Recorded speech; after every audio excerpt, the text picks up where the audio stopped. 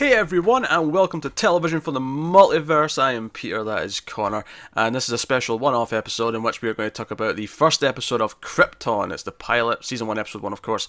The reason why this is a special one-off, of course, is because we're doing this on its own because it's a pilot. This will also be in our weekly Television From The Multiverse podcast that we do at the end of the week every week with all the rest of the DC TV shows. And then from episode 2 on, should we decide to keep doing it, we'll find out as we talk about the episode. It'll be part of that podcast every week. I'll remind you that again at the end, just to make sure it's clear where you get the rest of the reviews of this going forward. But yeah, so that's what this is. So we're going to talk about Krypton. Obviously, we normally do almost cancelled for individual episode things, but this is kind of a weird mishmash between the two. So yeah, we'll start spoiler free because it is a first episode, and we'll give you warnings somewhere in the middle before we go into spoilers. But that is the plan. So what is Krypton? Krypton is a show set on, funnily enough, Krypton. It is a prequel to Superman in that it's based around Seg-El, his grandfather. Before Jor-El, his father's even born. You know, he's in his prime. He's like, early 20-something. You'd be, you wouldn't be blamed for thinking this might be a CW show because Seg-El's about 22. But that's kind of the thing. There is, I don't know how much I want to give away in the spoiler-free season. I'll just say there's a time travel plot. Just think kind of Back to the Future. We have to fix something before time runs out, and therefore Superman will never exist. And I'll leave it at that for spoiler-free. Yeah, this has had a hell of a journey from inception to what we've seen. Yeah, no, it absolutely has, because when they first announced this was David Goyer. Oh, this is a prequel. It ties in directly to Man of Steel, and it was like, oh. Yeah, and I can still see a couple of elements from that, but this is clearly not that universe. No, it's clearly not. Honestly, what I'm taking from it, having when they watched the first episode, is that it's kind of taking bits and pieces from various Superman mythos. And honestly, I think that's the way to go, because it's kind of like, okay, you can basically pick what version of Superman you think this ties into later. You can. Just go for it, whatever one you like. I will admit, the one that ties it most into Man of Steel, though, not that I even hate the concept, but I groaned when it came up, because, oh, that's the Man of Steel thing. I know what you're on about, yeah. that was the one I groaned at, just because it was not because the idea itself is necessarily bad, it was just... I stand by Krypton. This Krypton section of Man of Steel is possibly the best part of that movie, barring a couple of scenes here or there, but it's the best extended chunk of it. Sure, I'd maybe fight you slightly and say First Flight is maybe no, that's the best scene, but like as an extended chunk of the film, I think that's the best part. And this is nothing like that Krypton. Not really. No, there's bits and pieces of it in terms of the design of the city. It's kind of like, it's interesting because it has a lot of the design elements of the Krypton in that movie, and there's a lot of rock-based elements as opposed to be completely ice-based as like the first Superman movie, right? Yeah. And what this does is it's got the idea of the bubble cities, which we've heard about in the past in certain versions of Superman mythos and the comics and stuff. And the idea is that it is a snow and ice planet, but the cities themselves that are left are in bubbles, and inside those bubbles it's more like sci-fi cities, Yeah, it's not quite the tropical paradise that Krypton of Man of Steel No, there's no flying, like, winged beasts flying around. That had, like, all these pools of water. It was, like, all this tropical lush green. It's not quite that. No, this is kind of half... It's especially, like... Okay, so it's like a city. It's take your Blade Runner-esque city, but you do half that and half classic kind of Roman, and what I mean by that is, like, all the apartments and stuff are all like it's almost like they've been hauled in caves almost. It's all rock. It's got a very old school feel in that sense, but then they've got, like, tablets and holograms and all sorts of skyscrapers and tech. Yeah, skyscrapers obviously. And very much actually to set up this idea of this. I don't want to compare it to Altered Carbon. That feels a bit cruel to start off that way, but just in the sense that you have the ranked people and the better off people up high, and then all the poor people are down below, still living on the ground. They're not quite above the clouds like Altered Carbon. Yeah, but it's not quite as extreme as that. But you got that hierarchy basically. Yeah. Because they refer to everyone who's down below as rankless or whatever it was. Yeah, it's a pretty common sort of theme, the idea of any sort of nobility and then the common folk. So you've got that, and I do kind of want to save a lot of the plot for spoilers, so before we talk about anything else spoiler free, I suppose I'll ask the big question, which obviously Well, actually, no, let's continue the journey, because we started the journey. We said, so Goya was announced, connected to Man of Steel, and it sat around for a long time. We knew it was happening. It had a different logo and everything, because we got a logo when they first announced it, and the logo we've got now is nothing like that logo. No. And they said, oh, it's going to be this, going to be that. And then, out of nowhere, like, I don't know, 6-8 months ago, whenever it was, we got these plot details, these juicy plot details that added this time travel element into it. And it was kind of like, oh no, it's like Terminator, like someone's trying to like take out Superman by killing his grandfather, and someone's went back in time to stop it, and it's like, whoa, okay, what's all this shit? That sounds kind of interesting. Like, I went from being not remotely interested to being, okay, you've got my curiosity. What is this? Yeah, absolutely. All right. And then, I think the first trailer that leaked, which was before they reshot a lot of the pilot, it had a lot of rough acting in it, so my enthusiasm kind of went down a bit again. Yeah, I never saw that. Yeah. However, it did look, production-wise, production quality, it did look quite high, so I had that going for it. And then, we get closer, we got a photo of what, I mean, it was public knowledge, I guess, so I suppose I should just say who the villain... No, I won't. I'll just say, we got a photo of the villain, who we know from the comic books, and he looked really impressive. It did, yeah. Easily the most accurate version of this villain we've ever seen. By far. And that basically brings us up to today, because we got that photo a few weeks ago, and then obviously they've been building up to the launch of it, the pilot, and here we are. So it is with great curiosity I asked the question, Connor, did you enjoy Krypton episode 1? It's not bad. I don't know, like there's some of the character stuff I'm not really feeling yet, but it's the first episode, they get a chance with that stuff to grow. I mean, Segel is possibly the least interesting character in the show. He's kind of bland. He is by far. He's basically what I... as soon as they announced a young Han Solo movie, he's basically what I imagined the knockoff Han Solo to be. He's a bit of a rogue, he gets into bar fights, and he's got a bit of charm. Like, there's nothing wrong with him, he's just kind of... I've seen it before. Yeah, hopefully, that fleshes out. I will say I also fairly enjoyed it, actually. There's when it comes to like the first tease of the villain towards the end of the episode, I got excited. There was nerdgasming happening. Yeah, I was there. The girlfriend's looking at me going, "Really? What are you doing?"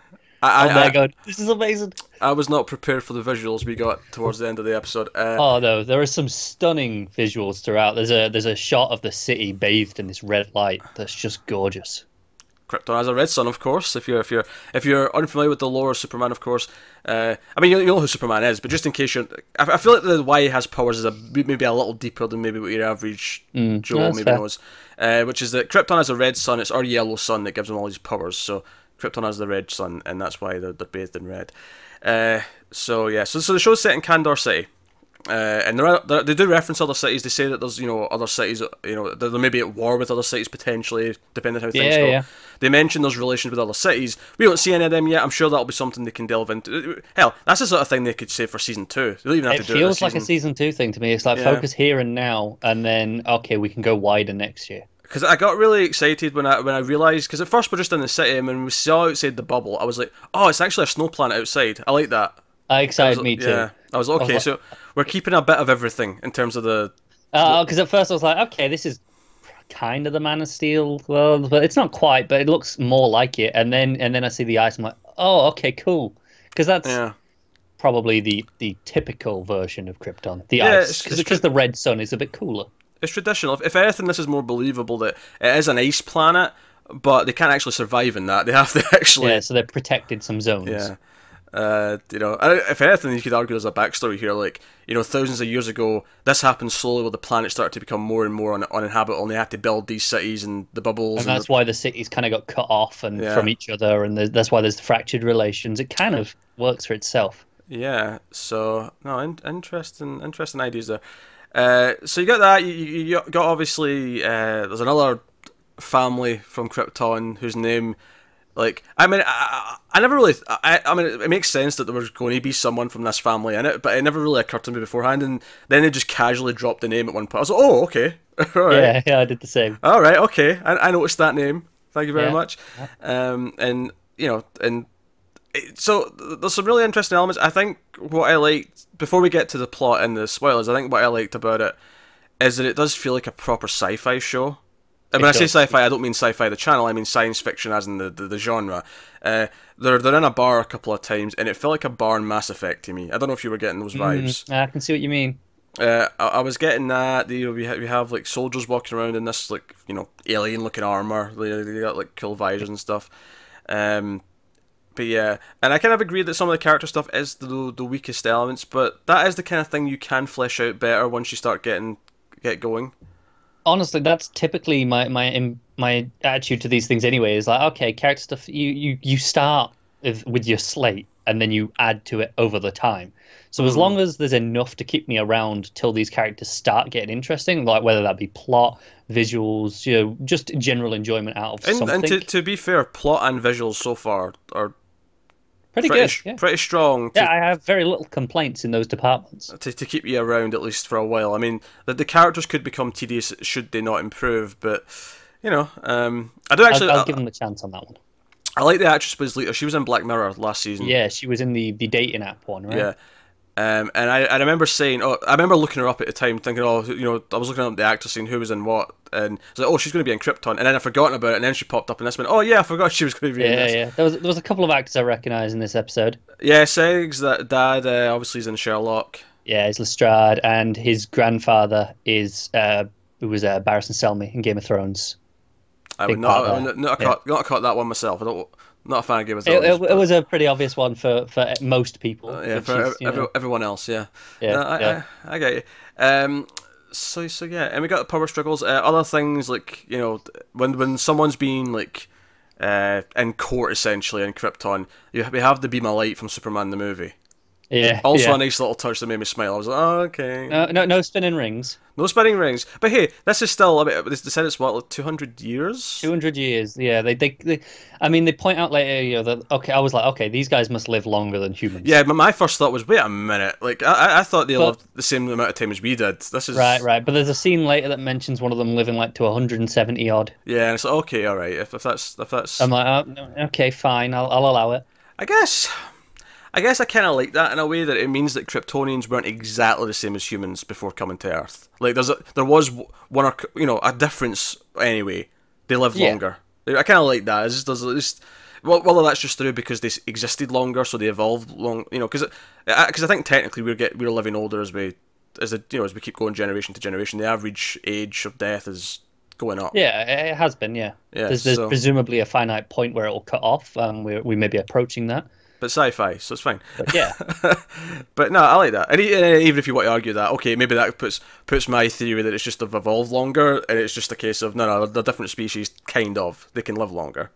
Yeah, they're not humans is the point, so it doesn't really matter. As long as they've told me that they live longer, so I'm fine with it. I don't need an explanation for that. Oh, that's it. I've always liked the idea that Kryptonians are just humans. Really?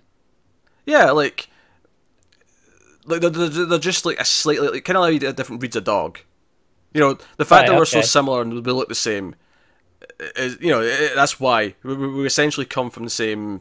I don't know. Call it God if you want, if that's your bag. But okay, fair enough. Do different breeds of dogs have different life expectancies? I don't know. Not me either. I wasn't really using that to no, I was anyway. just querying. I was just.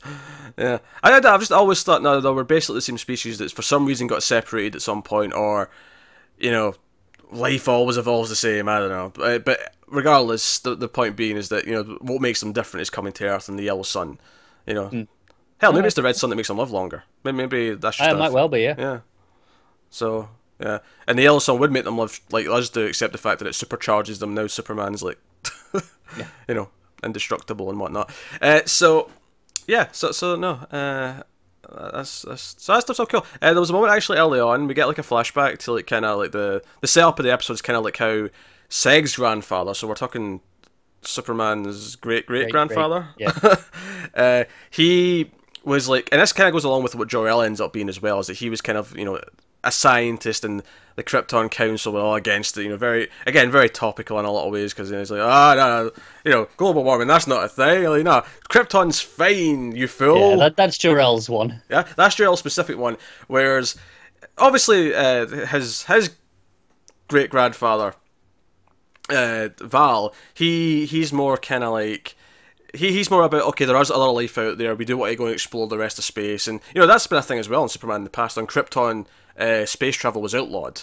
Yes, yeah. So that's also a bit of classic Superman mythology. I think that was actually part of the Man of Steel lore as well, if I recall, like that version, because they had that. I think it was. They did that one-shot little comic before it came out that teased Supergirl.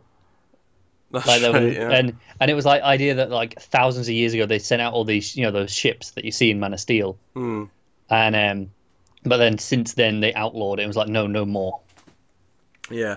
No, you're right. I think that was, but even in the comics, that was a thing. It was, yeah, in multiple places. So, so we got that. But he's basically cast out, and this is not a dig at the show, but it did remind me a lot of the 1995 Judge Dredd. Now, stick with me. Okay, can't say I've seen it, so you're gonna have to explain. So in that, when they like sentence someone to death, because obviously Judge Dredd, it's like mega cities and then everything else is a wasteland. They'd like forced them out the edge of the city into the wasteland. And that scene reminded me a lot. I had like a sort of walkway that went out. And it reminded me of that. Saying. Admittedly, you just walk out of the wasteland and then you have to just survive out there, which the expectancy once you get out there's not very long. Whereas here it was more just, fall to your death. You're dead, yeah. But hey, so that reminded me of that. But hey, I actually like that in theory. The kid version of Seg who was acting in that scene was but rough, I agree. I'm hoping that'll be the only time we see him. Yeah, possibly. I could see them doing flashbacks where he's like learning things from his grandfather. I can see it, and that concerns me a little, potentially, because I think the acting... that's probably the only really acting that I thought was quite rough in the whole episode. Also, actually, I'll save that for spoilers. I was about to compare something to something else. That's full on spoiler territory. I have no idea what you were going to say. So I think with that we'll go into spoilers. But needless to say, we're both actually relatively optimistic, I think, which is not how we were. Shockingly more positive than I ever expected. Yeah, I was not expecting this positivity before I watched it. I remember when this was announced, and this was a while ago, and we were like, we're going to do the first episode just so we can tear it to shreds. We got to. We're going to have fun with that. And now here we are. Well, Joe, I think it partly is. I think development changed at some point. I think realising when Johns came into like power of the TV and the movies is sort of overseeing all that, and they realised, that direction that Zack Snyder set up, we are like diverting from that. Once that decision was made, I think the development of the show altered as well, because it basically started from scratch, didn't it? We don't want to tie it into that because we're kind of getting away from that. So. And you can kind of feel the John's influence. I think the villain choice, what that's teasing, I think that feels very Johnsy to me. I agree. It was a villain that he was particularly fond of. So with that said, full spoilers now for episode 1 of Krypton. So the comparison I was going to make is that Seg-Hel's basically Batman now because he watched both his parents die. They both get shot in front of him. I mean, you're not entirely wrong. Does he become Nightwing? Because we know that Nightwing was a hero on Krypton. He's a vigilante on Krypton. Do you think Seg-Hel's going to become Nightwing and it's going to be this really weird full circle thing? Oh, and the bartender's... Flamebird. Flamebird, yeah. I was getting there. I'm actually going to make this nitpick once and never again. It's something that you could technically argue about every episode of this show forever. I'm just going to make it once here on the pilot, and that's it. And we've got it done. It's a complaint you can have with a lot of sci-fi stuff. And at first I was fine with it because I thought, oh well, much like a comic book, so everyone's speaking English, right? In fact, everyone's got an English accent for whatever reason. And that's Superman the movie. Everyone had a British accent in that for some reason, So everyone's speaking English, right? And at first I thought, why are they all speaking English? But it's fine, because it's just Krypton. I can just kind of say, well, no, they're not really speaking English, but like a comic book would have it in English, but it would say, it's actually translated from whatever, right? However, once Adam Strange from the future shows up and starts speaking to him in English, he's like, I'm from Earth, I'm from Detroit. And I'm like, okay, now they're just speaking English. Okay. Yeah. Unless Adam Strange learned Kryptonian and it's still translated, but I doubt it. It's possible. I think the only thing that really threw me in this is it's a nice effect. Is when it comes up with the title cards, like 14 years later, it starts in Kryptonian and then shuffles into English. I like that, but it's like Kryptonian is a language. Yeah, absolutely. All the text should always be Kryptonian because they can't have English because then they actually know what an S looks like, and if they have an S, then it's weird. Yeah, it ruins that they have the shield, which doesn't mean an S, but the whole thing. But yeah, so far so good. Yeah. So Adam Strange comes from the present, right? Now, I was a little bit annoyed when he said you have to save Superman. He didn't say Superman and Supergirl, but I'm just going to take it that it's from before she appeared, because there was a period in time when Superman was around before Supergirl appeared and arrived on Earth. So I'm going to assume it's in that time, just so I don't feel like dissing Kara, because he's got 2 super grandkids, right? I mean, sure. I think the point is you save one, you save both. Plus, Superman has the legacy more so. So I know, no, I know the reason why it's just pure popularity, but it bugs me. She should also be mentioned. So it takes place in that window. That's all I'm saying. Fine. Right, otherwise Adam Strange is a dick. Maybe he is a dick. Maybe he just is a dick, that's possible. Yeah, so it's funny, because obviously I knew this was part of the plot, right, at least so far, and like when we see like some guy in like a baseball hat and a hoodie, like walking around Krypton, I'm like, okay, he's from the future. Yeah, that was something I'd seen in the trailer. Yeah. Well, what I watched was the one that teased Brainiac. It had a few little bits here or there, and it had him in the baseball cap and the hoodie, and I was like, okay, that's going to stick out. Someone's got to mention that, right? Which, thankfully, they do. Yeah. So he gives him, and again, it's not Man of Steel. It's more classic Superman, because he gives him essentially the Kryptonian USB stick, which is a crystal. Yes. Right. So he gives him that, and he's like, "What's this? Oh, this is bizarre." Segal's all confused, and so you have to find the fortress, and I'm like, "Oh, fortress! Oh. Here's something that wasn't in Man of Steel, was fortresses." So it turns out his grandfather had a secret like science research fortress, which we did call the Fortress of Solitude. And what I like about this is I like the idea that this was tech that led to the tech that Jor-El designed to like build the fortress with a crystal, and that's why Superman has a Fortress of Solitude specifically. I like that, because obviously the Fortress of Solitude has always come from Jor-El, and he's like, "This is your Fortress of Solitude." Yeah. Like, Clark never names it that. It was given to him as that name. So I like this still here, where it's like, well, he called it that because that's what this one was called. Yeah. Like, this is your one. But it is worth mentioning, this one isn't made out of crystals. This is like stone that's covered in snow. It is. And again, it's still I think, out in the ice, though. Yeah, which again, I like, because it's the idea that, no, the technology to just make like a structure like that is something that's either developed by Seg or maybe Jor, somewhere along the family line. Like, that's their tech somewhere, because they're clearly the ones exploring and trying to like figure things out. So no, I like that stuff. I'll tell you what I was not expecting, and also brought a giant grin to my face, was the Superman theme.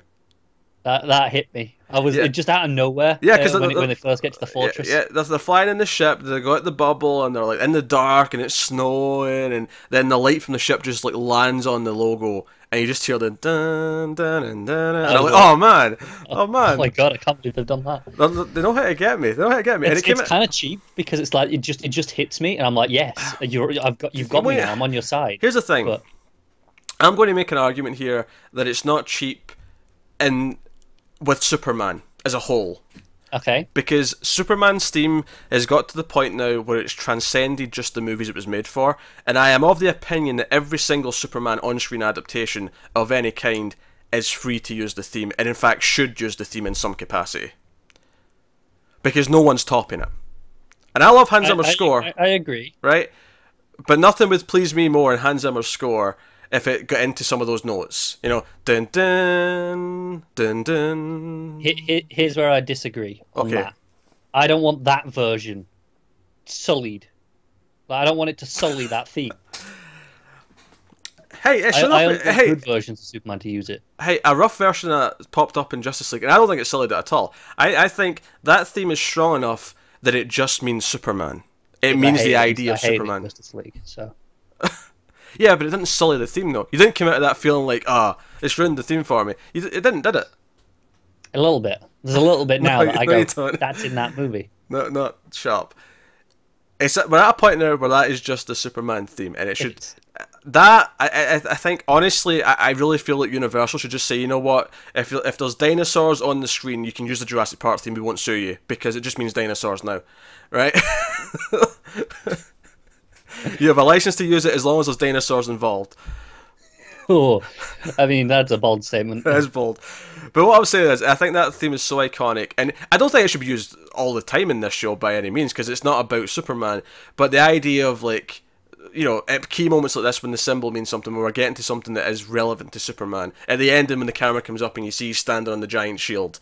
Like, yeah. By all means. In here, it's less a Superman theme, more a House of L theme. Yeah, especially since it's not like they're using the whole thing. They're just using the intro phrase of it. They're not going into the yeah, they're not doing the big actiony bit. It's just that key phrase that always starts off the theme. The question and answer. And then the down bit again after that. Yeah. That's all they're using, and I think that's fine. I think that means Superman or House of L, if you want to call it that. The shield and the hope that the shield represents. That is that music. Yep. Go for it. I'm with you. So, by all means, before people, I know people are going to say in the comments, Smallville did that too, and Smallville did. And when Smallville used the theme, it got about 10 times better just by having that theme playing, right? So. No, it's true. Can't argue with that. You know what? I will shit on a lot of Smallville. The last 30 seconds are perfect. That is how you end that show. It just came like 5 seasons too late. Yeah, like, as much as you just said, like, that every version of Superman should have that theme, and that one is right. Well, he's Superman now; he gets the theme, essentially. Exactly. So yeah. So, and here's something I was not expecting as well. Even though it's on the poster, but I didn't really look at the poster too closely. Is he's got Superman's cape because Adam Strange brings Superman's cape, and I thought, oh, that's kind of cool. But what's the purpose of having it here other than hey, here's Superman's cape? But there's a plot device here, and I like it a lot. They're doing the Back to the Future thing. You know, Back to the Future where like he's fading from the photograph because time's changing. They're doing that. The cape is disintegrating at the bottom. It's like he calls it an hourglass basically. This is how much time we've got to save the future, and save your grandson. And Joe, what I like about this, right? 'Cause obviously this is the big end, and it's the call to action. And it's like, okay, you need to step up and do this. And obviously Seg's are pretty pissed because his parents have both died, and because they've helped him solve what this crystal was and where the fortress was, and he's kind of blaming Adam a little bit for leading to their death. But here's the real sort of bittersweet thing I like about this, is that we're going to watch him all season try and save the planet, possibly the entire show, depending on how it splits it up, if it's a new plot for season 2 or whatever. But even if he succeeds, Krypton's still doomed. Like everyone else on the planet, everyone he knows, their grandkids are all going to die. Absolutely. I do wonder, does he learn this at some point? Does Adam Strange tell him? And that's why he's like, no, we need to develop spaceflight. Is that how? Maybe he learns this quite late in life, and he tells Jor-El, and maybe. I mean, I wonder if it goes down that route. I think there's potential great drama from like Adam not wanting to tell him. Because if he alters things, I mean, if Krypton does survive, we don't get Superman. Superman doesn't exist, and he doesn't save the universe over and over. Right, so we can't save all of Krypton from its eventual fate, but maybe telling him is what inspires the spaceflight enough to get Clark enough to make that rocket, to get him to Earth. Yeah, no, I could see that being something, maybe really down the line, but it's the sort of thing where I could see them doing it later this season, where he finds out that Krypton actually dies. I could see it being like end of season 4. Like it could be any time, really. Yeah. But I like that bittersweet thing, is that he's fighting so hard to save it, but it's like it's doomed. As much as he's trying to save it from Brainiac now, it's like, well, yeah, that's all well and good, but it's only a matter of time still. All right, so let's talk about Brainiac. Let's do it. So he brings it up. He's like, is there something coming? And even though I knew Brainiac was the villain, I wasn't necessarily sure if that was exactly what they were talking about. Because all they vaguely said was something, some force is coming. And then it cuts to that shot of the ship. That ship looks fantastic. I just about creamed my pants. And they call him the Collector of Worlds. And it cuts inside, and you see all the orbs, and it's all the sort of the sort of, you think of tentacles, but it's actually like pipes. It's like tentacle pipes that are holding the little orbs with the worlds inside them. You see a city in one of them. Well, one that you can recognise. The rest are all kind of like, they're presumably also cities. They're just so alien to us that we don't recognise. Whereas one's actually skyscrapers and shit, so we can kind of, okay, we understand that one. And it's like you see it go up the sort of the base of all the pipes, that form Brainiac, and you see the pipes reveal his face, and then his eyes open, and I'm like, holy shit, this is Brainiac from the comics. This just looks amazing. This is Brainiac. This is exactly what I want Brainiac to look like. I don't think this will ever be topped. Maybe all right, characterization may go wrong. I mean, so far so good. Yeah, but in terms of visually, I don't think you can top this. You can match this, but I don't think there's any way to improve on this as a representation of what we've got from the comics. Oh, really visually, absolutely. Go read Superman Brainiac by Jeff Johns. This is the Brainiac that's in that. It's identical. You know. But because it's live action, it just has a slightly more horrific feel to it. It almost, you know how like, in Alien, like all the dark corridors and like the dark alien spaceships, all kind of grimy and dark. This just has this dark eeriness to it because you've got all these black pipes and it's. And I think maybe this is my memory playing tricks on me, but the shade of green here does seem slightly darker than what I think of as Brainiac from the comics. I think that may just be a conscious choice because sometimes bright colours don't work as well in live action. Right, exactly. You have to tone them down a bit. I think you do. So I think that's why that's slightly more sinister as well. The dark green, it's like a bit more, a little bit more evil looking than a brighter green. I don't know. And it really bothers him as a force. He's a force of nature, seemingly the way it feels in this. Yeah. Which does actually beg the question. I have a lot of questions actually after this. As much as I enjoyed a lot of what it set up, I have a lot of questions. I'm not entirely sure what a lot of the show is going to actually be episode to episode. Primarily because I'm not sure how Segel actually fights Brainiac. Right. All he can do is turn him away. You can't beat him properly for good. Well, not even. I mean, obviously that's something you have to say because okay, he has to exist for Superman to fight him later on. Like, even if they say, "Oh no, we're not going to let him exist for Superman later on," whatever. Like, I'm not going to like. Sure, obviously, I want him to exist later on for Superman. In fact, if they wanted this version of Brainiac to show up like next season on Supergirl or something, I wouldn't complain. But no, I'm more saying like, how does he actually battle him? Like, what does he use? Because he's not a superhero. No one will believe him. Like, he's on his own. He doesn't have an army. He doesn't have like the resources really, other than maybe the fortress and what's in there. But I'm wondering, like, what over the season does he amass to actually have the ability to combat him in some way? What is the tactic? What is the plan? No, that's true. I mean, we've got Adam Strange, who can obviously get suited up. Yeah. Obviously, right now we've got him in a baseball cap and a hoodie. So we'll see. We'll see if he's got his outfit. But we know there's another character due to appear that would help out. Yeah, but I think we'll talk about that because I am curious. Okay, so we know when they announced Adam Strange, they also announced another character. So, I mean, I guess mild spoilers for future episodes if you don't want to know this. But I mean, we've not seen any episodes from the future. We just know this information because they announced this is what they publicly announced. So it's kind of like. But they mentioned Hawkwoman was going to be involved in some way. I kind of assumed she would be with Adam Strange beforehand in time travel shenanigans. I did too, but now that she's not there with him now, I'm like, okay, so is she there of the time? Like, yeah, I'm assuming a Thanagarian version. Yeah, that could be true. That would make more sense to me. Could that be like the first contact Krypton has with another world, maybe? Yeah, could be. Maybe. But how does that come into play? Obviously, we don't know. We'll see that later on. I'm genuinely intrigued as to what this is going to be week to week. Yeah, I am too. And I think the biggest compliment I'll give it is it really feels like a proper DC lore show. It feels like, as much as I worry about these prequels, I think this one is inherently going to be less guilty of it than, say, that Metropolis one they're going to have on the network, and obviously Smallville, is where they constantly foreshadow things far too much. I think here, because I remember when I first saw the trailer, and you hear, because it's at the start of the episode, you hear Segel saying, "Oh, to Kal-El, my future grandson." I'm like, how does he know he's got a future grandson? But of course, the time travel plot explains that. It does. I still think that opening, voiceover was cheesy as hell, and is one of my most disliked things about the episode. That's a fair complaint. I can't dispute that. But no, it's 20 seconds. I can live. But my gripe of like, why is he narrating to his grandson when he doesn't know he's got a son yet? Never mind. But no, okay, time travel explains that. Fine. He knows of the importance of the legacy.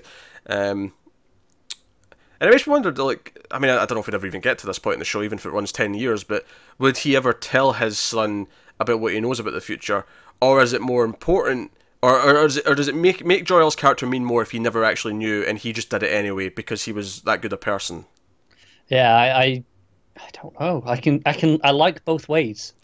I don't want him to tell Jor-El directly. I think record a message sort of thing was probably the better route to go. I don't want him to tell him that his son's going to be like a superhero or Superman on this world. I don't want that. So telling them, oh, the planet's doomed, you need to like get away to like get off of it. Sure, but maybe the idea of here's somewhere you can send him, like here's somewhere. Maybe an idea, like that. But I don't like the idea of Jor-El knowing that he's going to be Superman. No, I agree with that. I think the uncertainty and just hoping that his son will be better, he'll be a better leader and idol for this world, because because the whole thing with Krypton is that they didn't listen to each other. The planet got destroyed because no one was willing to listen to reason, and it was kind of their own fault that they all died. That's kind of thing, and it's all Kal-El, go to this other planet and maybe give them a chance of being better, because you can maybe show them the what we learned from dying. Right. I'm just thinking possibly the thing Man of Steel got most right is Jor-El and his speech. Better than the other father. Yeah, but I'm thinking even the start of that movie when when he's sending Clark away, it's like, no, we've found this planet. This looks suitable. Yeah. I wonder if could this version. Could he have found that stuff in the archives of this fortress? Been like, maybe. Here's somewhere. Maybe. Yeah, so I'll give... this is a small nitpick. It just felt kind of weird to me, is that the reason why the parents get arrested, or the mum gets arrested and then she's on trial, and then the dad jumps in and they both get shot, the reason why that all happens is because she steals one of the cruisers from the police force. And they immediately arrest them, and they both die because of it. In the very next scene, Seg just says to his buddy, what's his name here, Kem, his bar buddy, he's like, hey, I needed a favour. And it cuts to him in a ship leaving the bubble, and I'm like okay, I get that they didn't steal this one, but if it's this easy to get a ship and leave the bubble without there being repercussions, it feels kind of weird that the mother did the super risky thing of stealing a police cruiser, knowing it would lead to probable certain death. Yeah, no, that's fair. So that just felt like a weird cut to me. But hey, I mean, it's not a big quibble, but it's... No, I'm with you. But hey, so we see a combat scene. It's like a training scene. There's an audience, and there's this woman who turns out to be Jaina, and she beats this person. She's like, okay, right, you're next, Lita Zod, and I'm like, Zod, Zod. Yeah, ooh, hello. This is interesting, and we've got a bit of a Romeo and Juliet thing going here with Seg and Lita. Yeah. They're both kind of in arranged marriages for other people, but they're kind of into each other. Yeah, it's not quite rival houses. Yeah, but more. Well, you're not part of any house right now, so tough shit. Yeah. Although he's kind of becoming part of the villainous house. Supposedly, yeah. Yeah, because the guy, Darren Vex, who actually sentenced his grandfather to death, because Seg kind of shows up and stops a suicide bomber from going off. Because that's the other thing. As much as I think some of the character stuff's a little bit dull, some of the other mythology they set up for the Krypton itself, with the voice of Rao. And, yeah, I'm down for all this stuff. Yeah, and was it just me who was thinking, okay, that this character who's wearing this mask, I'm willing to bet that's someone we know. And when I say no, not from the show, I just mean from the comics. I'm willing to bet there's a face behind, not a face, but a name. Whoever this really is, this is someone I agree. From comics. But even so, I like the idea, because obviously this ties into the religion versus science part of Krypton, which is, a big part of its mythology as well. And this is kind of bringing it to the forefront immediately. Yeah, it's fascist Pope, basically. Pretty much. Yeah. So no, I think that's interesting. The idea that we've got these people who are against it. What was it the Zero team? Black Zero. Black Zero. There you go. That was it. So they're kind of the resistance to Rao, but they're kind of. But I also kind of like that it's not like a full-on thing where everyone in the city's picked a side. For most of the city, it's still just day-to-day lives, but there are extremists who are against it, and there's so it feels a bit more grounded in that sense, I guess. It's a bit more believable, isn't it? Yeah. There's a small band of terrorist organisation, essentially. Yeah, but it's not everyone. So also, Jane is actually Lita's mother, so we get two Zods. We get the mother, daughter, and Zod. And it does make me question, is Lita an only child? Is she going to have Zod? The Zod, because Zod is of Jor-El's generation, so it would be their, yes, next in line, if you will, whether it's her kid or a brother or sister's kid that becomes the Zod that we know of as, arch nemesis Zod. No. I think my biggest fear right now is that it's actually, Seg is the father of Zod. Yeah. Yeah, but I also wonder if it's more that Lita's the mother of Jor-El. Okay. Because either way, you kind of give them this familial link. You do. There's no way kind of around that. And it doesn't seem like... I mean, it's only one episode, so who knows what they're going to introduce, but it doesn't seem like Lita, the plot for her is going to be, she slowly turns evil and becomes a Zod. Doesn't feel that way No, after this episode. I don't think they need to do that because, I mean, I think it's worth remembering, even on Krypton, generally speaking, Zod's not considered evil till quite late. Oh yeah, yeah. You know, he's a general in the army. He's very well respected. And for a good time as well, Jor-El and Zod aren't enemies. Like They're like best friends, basically. yeah, like he's Zod's a warrior. He leads the armies and stuff, and obviously Jor-El's a scientist, and it's obviously not until later on where the conflict where it becomes between them. Right. So there's no reason to make her evil just because she has the Zod name. That would feel a bit kind of just for the sake of it. Our mother's a bit of a cow, but I don't know. Yeah, but that's believable. That doesn't make it. I'm not saying it's not believable. I'm just saying our mother's a bit of a cow. Yeah, she is. She she stabs a more befitting of the name Zod, I suppose. Is what I'm saying. Much more militaristic. There you go. You got it out there. I did. I love when you mess up words because I do it so often that I take some glee in it when it's you. So we do have the Genesis Chamber, which was the Man of Steel thing that did make me groan a little bit because it's Man of Steel. That said, the idea itself I didn't hate in Man of Steel. That wasn't a problem I had with that movie, so I can't necessarily begrudge it too much. And I sort of like the way that it's used here because, in a sense, Seg is against this whole, but it's predetermined destiny, right? It's like, oh well, because they do it, and it's like our son will be 171, he'll be a lawyer, that's it, it's all planned out. But then there's the dichotomy of that with Adam Strange going, hey, your grandson's going to be a superhero, you've got to do this. So there's that, he kind of hates the destiny aspect of that, and that it's all mapped out, but then he kind of has to go through with it on this other way as well.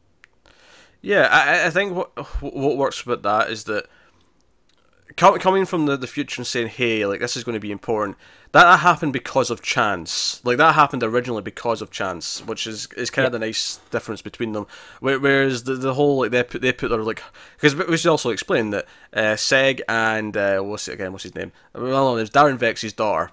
Yes. Nyssa, yeah. He basically offered her up. He's like, okay, I'm going to arrange you two to be married now, and you're going to take my family name because you saved me from a bombing, so I'll give you a chance to be ranked again, but you're going to be ranked under my name. And so for a while he's going to be Seg Vex, I guess, until he reclaims the L name. Yeah, that's something that we know is going to happen at some point. I can see that being an end of season thing, a reward for saving them from Brainiac. Maybe. But maybe they never acknowledge that. Maybe like, yeah, we don't believe in the Brainiac threat. Yeah. But hey, so yeah, he's arranged for them to be married, and she's all like, well, I'm the fifth daughter, I'm lucky to be arranged from anyone. And obviously he's a bit of a rebel, so so when he questions us, you just do what he tells you to. Like he says you're marrying him and you're okay with that. And she's like, hey, I'm lucky to be offered to anyone, and you don't seem so bad. But yeah, they prick their fingers on the little scanner thing, and it's like, hey, your son's going to be this, and he's going to live for this long, and he's going to be a lawyer, or whatever it was. Yeah. And I was okay, so interesting ideas. And I'm like, well, does this son actually get born? Because I wasn't sure if like them doing this already made the baby.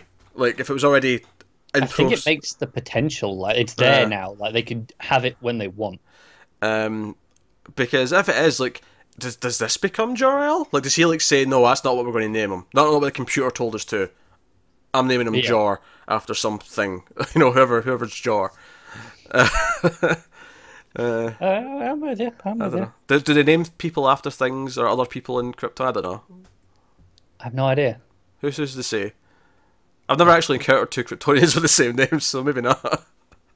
Maybe not, but then that said, naming people after names is often a generational thing anyway, right?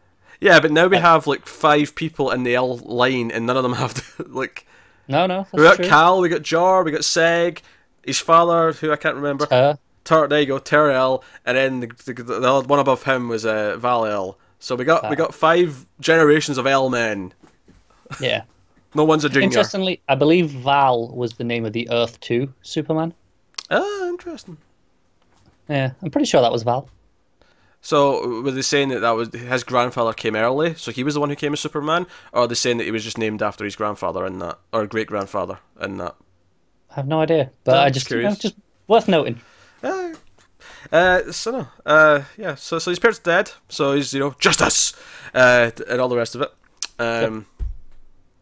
So I'm just waiting for the keyword to get into the fortress to be Martha or something, just to nail that. Oh, don't. Oh, that's he's going to meet. He's going to meet his wife Martha, and she's going to be called Martha L. God, I hope not. These are all terrible ideas. I hope they'll not pay attention to this guy. I don't want to give them these horrible ideas. No, don't do this, please. Don't do it. Yeah. So yeah, there was times when Seg was a bit wooden, bit generic of a character, but you can also see they're trying to make him a bit sort of likable and quirky because he's doing the whole fighting thing at the start where this the bet. He's lasting as long as possible to win more money, and so they're doing the whole rogue type thing and. Yeah, I think there's no problem with the guy's acting. I think I should point that out. I don't think he's ever bad. It's just it's a very standard character as of right now. So far, yeah. But time for that to change for sure. Yeah, I'm wondering if we get maybe a few of them even more deep. I think it's interesting that Nissa and Jaina are also on they've got their own posters, and there's not enough of them in this episode to make me think they're as equal to Seg and Lita, but clearly we're going to get more of them. They're going to be more developed as well as we go on through the episodes, seemingly, as well as Darren Vex, obviously, because he's the big bad essentially. Well, not Brainiac big bad, but he's the political big bad. Yeah, so we got a political big bad, a religious big bad, and voice of Raoul. Space big bad.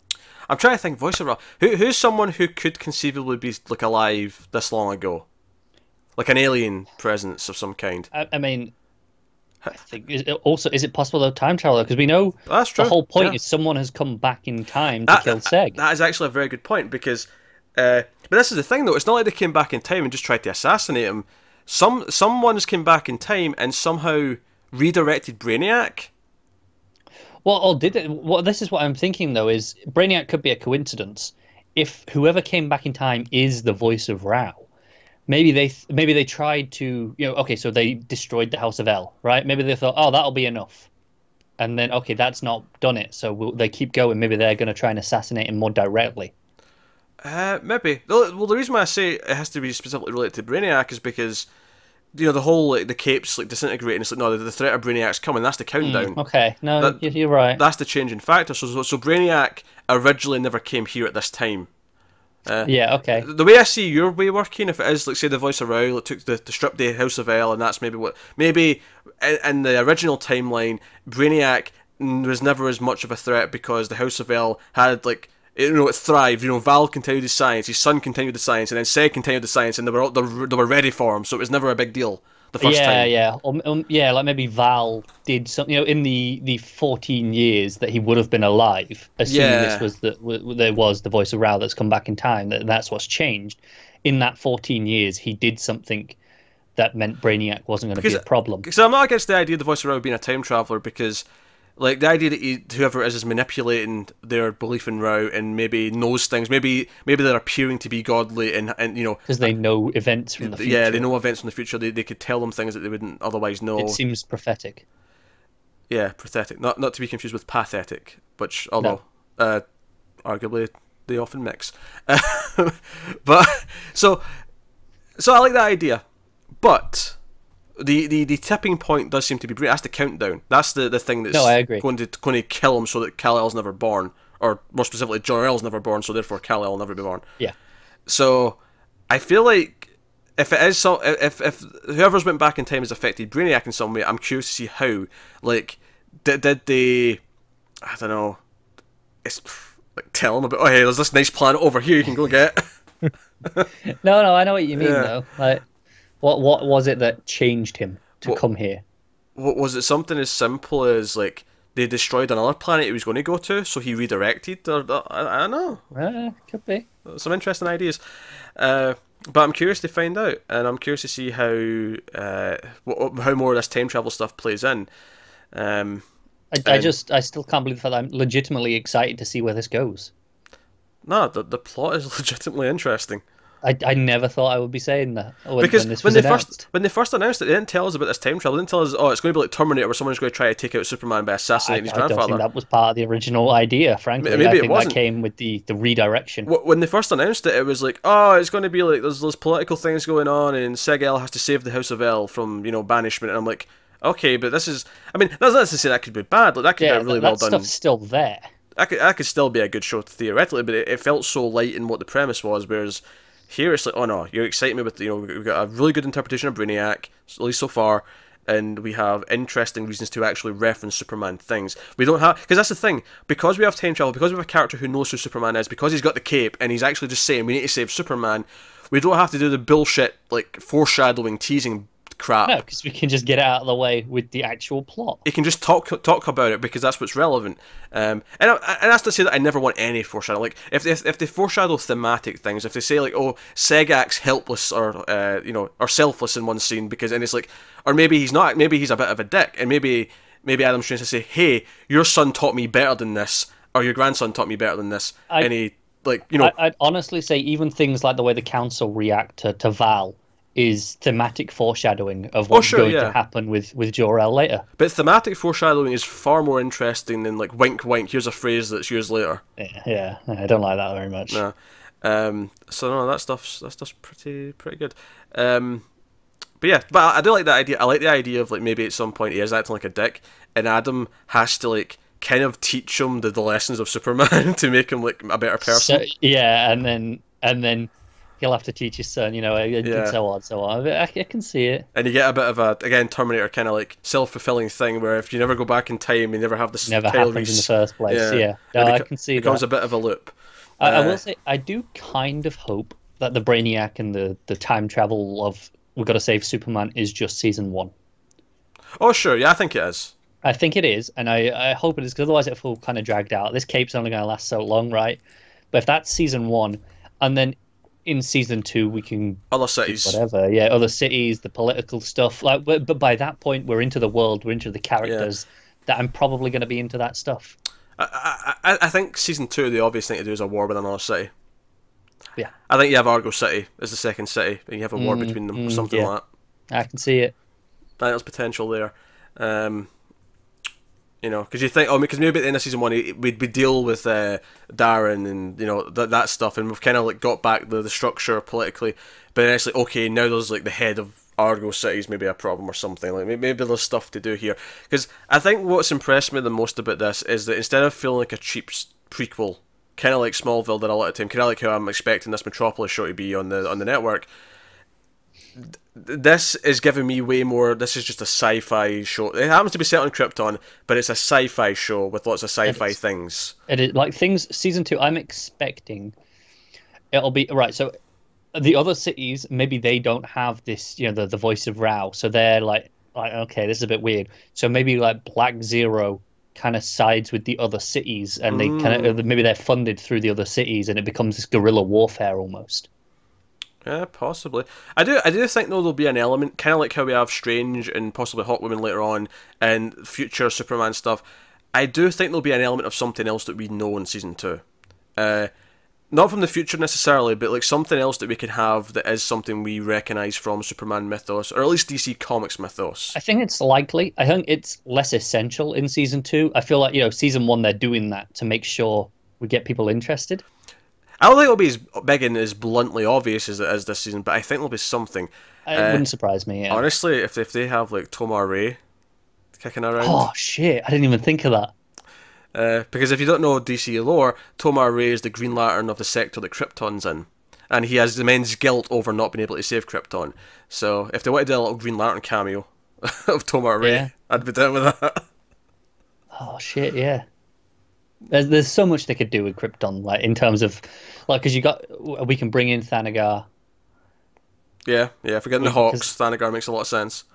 Yeah. So it's like, okay, I'm kind of seeing potential to bring in interplanetary conflict as well as just the intercity conflicts down the line. Yeah, and to be fair, Adam Strange actually, and has encountered Thanagar and stuff in the past as well. That's been a big thing with him.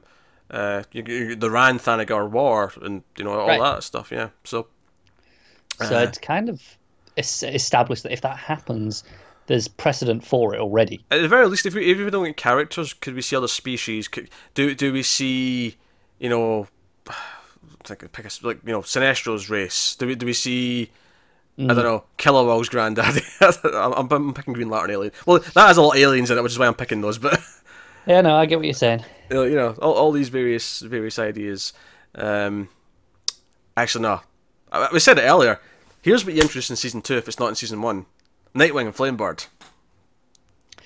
Yeah, no. I think there's a danger that it turns into, oh, it's a vigilante show. Well, if you do that. because because he's not the main character. You have the presence in the set. You're still following Seg and whatever he's doing mainly. Oh, so he's not Nightwing now. So, no, in my scenario in my head, he's not Nightwing now. There's a Nightwing and Flamebird around, and maybe it's the mystery of who it is. Okay. You can even tie those into the political stuff. Like, what are their objectives? Are they like, okay, they're with Black Zero, they're like fighting for them, they're taking out the guards and stuff like that? Yeah, possibly they're neutral, possibly whatever. There's potential. There is. There's things you could do. So yeah, obviously not perfect. We the character work, as we said, is kind of hum-ho, like, when they're lying in bed together, like, oh, we can't be together, I just want to be with you. And then it's like, oh, we can never be together. And I'm like, okay, sure, whatever. Like, yeah, it's definitely the least interesting part of the show right now. But episode 1 had enough stuff in it of plot, of visuals, of ideas. Some really nice music as well, outside of the Superman theme. Yeah, because I think, obviously you mentioned the Superman music, but even the build-up to that music coming in as they're flying and stuff was really good. It always suits the what's on screen. Like all the synthy stuff going on in the city when we got like the wide shots of the cities, stuff like that. Yeah, it's nice. So I think we've talked about it. I think we have. We didn't go through the plot, kind of like plot line by plot line like we usually do, because we just kind of I think we do that less in episode 1 anyway. Because introductions, it's like, okay, here's what the show is. Yeah, we dove in more deep to the everything else. DC mythos. Yeah, it's worth mentioning that Jaina is like, wait, you made this brat, like, you give him rank again, he's going to like be important. He's probably involved. I think he was on that ship because she's suspicious of him the whole time.